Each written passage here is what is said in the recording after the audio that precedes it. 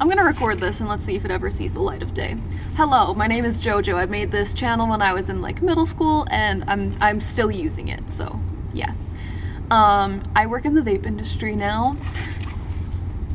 A lot has changed. But I just want to talk a bit about some different stuff in the vape industry that I feel like hasn't been getting as much attention as it should. Of course, everyone should know by now everything going on with the black market dab carts, which I'm not going to talk about because I feel like it's a dead horse and I don't want to beat it.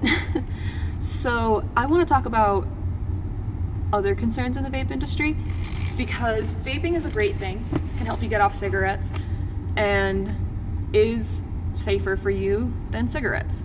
The Royal College of Physicians came out with a study that says that this is 95% less harmful for you than cigarettes. And I just first off want to state the only thing that this and cigarettes have in common is nicotine. That is it. And nicotine isn't the dangerous part of cigarettes. Nicotine is a mild stimulant, like caffeine. The harmful part of cigarettes is the fiberglass in the filter, the bleach in the papers, the chemicals that they treat the tobacco with, the combustion of when you actually light it. Breathing in that combustion is not good for you.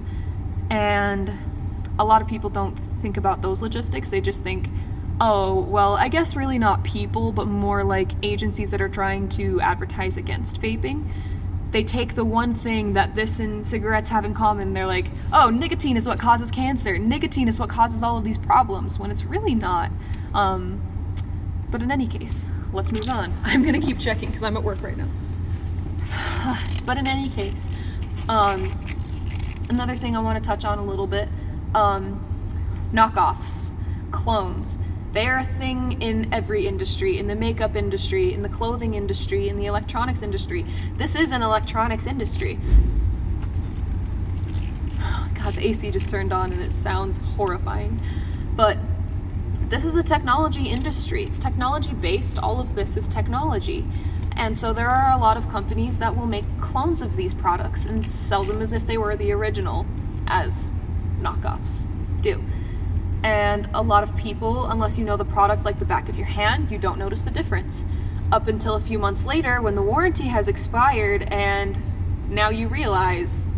And that's very dangerous, because as we know, knockoff products, there is no guarantee of what is actually going into making it. You don't know if it has the same safety features and regulations as the original, which usually they do not. But yeah, you gotta be careful. We had a customer that came in the other week who had bought some coils at a different shop. Wow, that's not a word. Who had bought some coils at a different shop, and it had one of the authenticity verification cards. And he went to double check the number that was on it, and it said this number has been checked over 3,000 times. So, yeah, that's not good. If you are verifying the authenticity of a product, you should be the first person that's using that number. And so shit like that happens all the time. You always have to make sure that whoever you are going to for your products is a trusted dealer of authentics. The place I work for, thank God, we go above and beyond, the extra mile, to make sure that everything that we sell is the real product, not some knockoff. Another thing I want to mention, back in the early days of the vape industry, vaping was quite dangerous. Mods did not have hardly any safety features. They were pretty much unregulated. And we didn't have these lovely things, a battery charger. And I'll explain the importance of that in a second. But these unregulated mods have no safety features. And a lot of them were made pretty much entirely of metal. And so when you have them sitting in your pocket, they may accidentally go off, get stuck in fire position, or explode depending on the situation. If, like, metal mechanical mods, if you have that in your pocket with like your keys or some change and you had your battery in it, if your keys or your change rubbed your mod the wrong way, it would explode in your pocket. And that was the reality of things. Thank God it's not anymore. But that was the reality of things. And nowadays we have these battery chargers, and the point of these battery chargers is to keep your batteries stable, because lithium ion batteries, they're great, they work really well, But they can, I won't say very easily, but they can kind of easily be turned to unstable. And some people have been saying that it's changed now, but I still don't trust it. Mods don't have the same technology that battery chargers have, and so if you're charging your batteries inside of your mod, if your batteries get full, your mod doesn't recognize it. It will continue pumping power into your batteries. A battery charger will stop when it is fully charged. So don't charge your batteries inside of your mod. Also, you should be replacing your batteries about once a year at least. And your batteries, if you are using a dual or tri or quad battery mod, you need to make sure that all of the batteries that you are using together are married, which means they are bought at the same time, that they are only used together, they are charged together, like all of that. They need to basically all be the same. Otherwise, it will make them unstable and it will break your mod. It's the reality. I need to wrap this shit up. I got 2 more points. 1, a lot of people I've heard say constantly, you don't know the long-term effects of vaping. Actually, I do.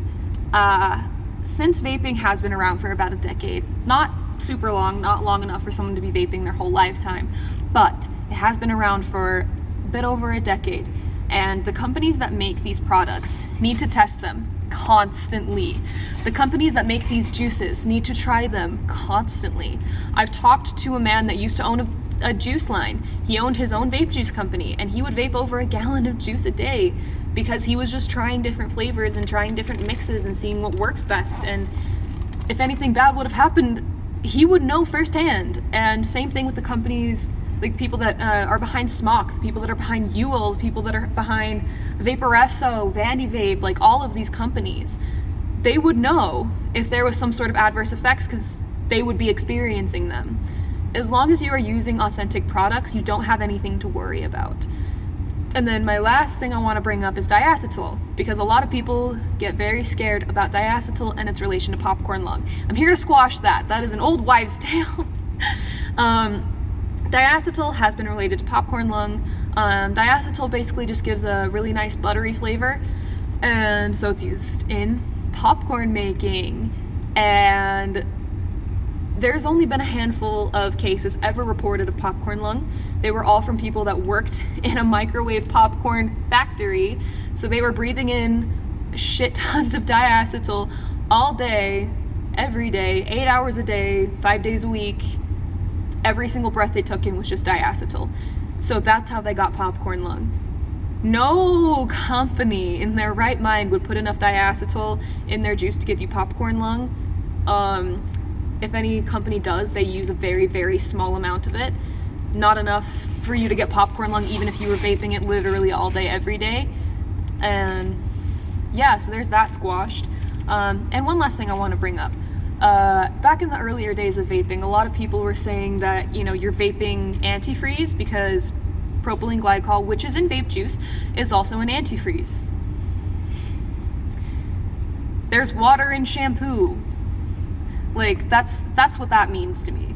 Like, it just doesn't make sense, because propylene glycol, yes, is in antifreeze because it lowers the freezing temperature of antifreeze so that antifreeze doesn't freeze.